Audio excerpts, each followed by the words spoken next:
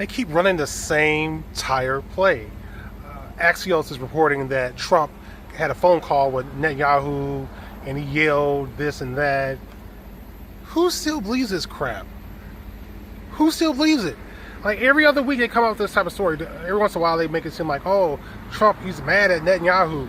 Remember when he said that he was on the White House lawn or somewhere in front of reporters and he said both sides don't know what the F they're doing or something? Come on.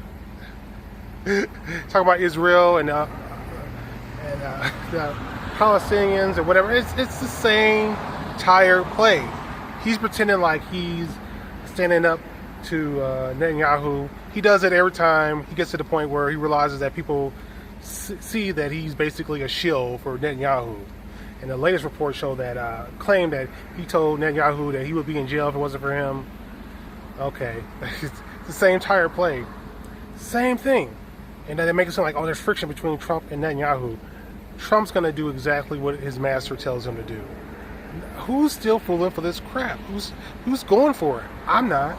And Iran basically said there's no deal, and they're threatening to attack northern Israel. They're saying that they better evacuate northern Israel because Israel keeps attacking Lebanon, and Lebanon was supposed to be a part of the peace deal. At least that's what Iran wanted. They wanted Lebanon to be a part of the peace deal. They wanted a comprehensive deal, and they knew that Israel was going to keep attacking Iran. That's why they wanted. And they knew that Israel was going to keep attacking Lebanon. That's why they wanted to add Lebanon. That's why Iran wanted to add Lebanon to the deal. And of course, Israel, they're not going to play ball. And so we're going to head towards the next level of escalation.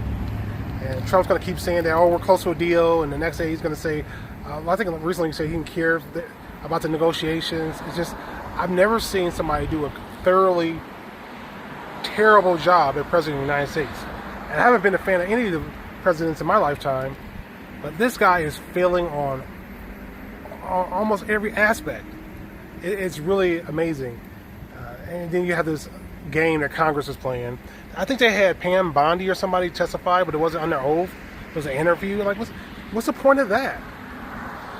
An interview, but not under oath. If she's not under oath, if Pam Bondi isn't under oath, then what are you doing? She could basically lie about anything. Remember, she reported, or there was reports that she had some type of throat condition or cancer or something. And they did Congress interviewed her. What's the point of that if there's no threat of perjury if she lies? It's just so blatant. I'm glad this guy is president of the United States because it shows the system. Not only is he a fraud, but the whole system is a fraud.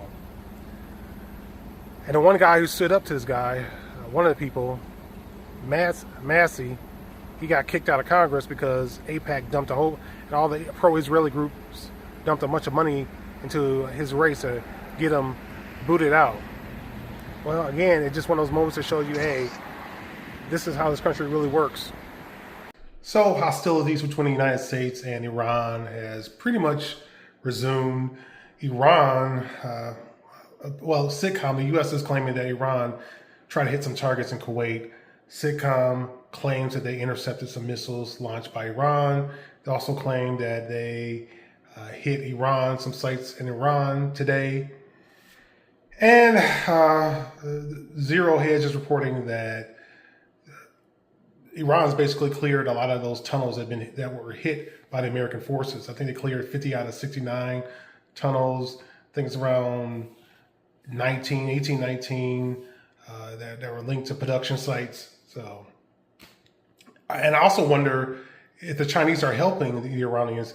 Have they found a way to improve their air defenses? So maybe next time it may be more difficult for the U.S. to even hit those targets, those sites. So this is where we're at, people.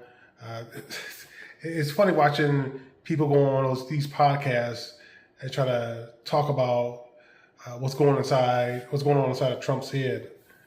At this point, I don't care, to talk about people's intentions and the rhetoric. I'm only looking at what people are actually doing. That's all that really matters. So Republican, Democrat, liberal, conservative, whatever the heck they claim to be, I'm looking at what these politicians are doing.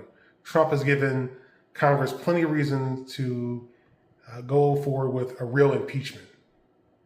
right? At a certain point, they got to figure out what's more important, the American people or just protecting their own political career. I know what they're going to choose. I know which side they're going to land on every single time. But eventually, they're going to get to the point where it's going to be a problematic situation for their career if they continue to support this president.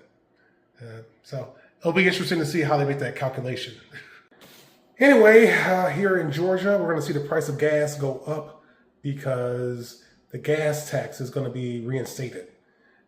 Governor Kemp tried to suspend it 2 times, and he's not going to be able to do it this time. I think it's pretty obvious that the price of oil is going to go way, way up. And trying to stop the gas tax isn't going to do much help. I mean, it's going to make 30 cents per gallon makes a difference, but I think they realize it's about to go. The price of oil is about to go up so much that not only will Georgia lose out on revenue, but it's not going to make much of a difference. That's how high it's about to go up. So let's brace yourselves.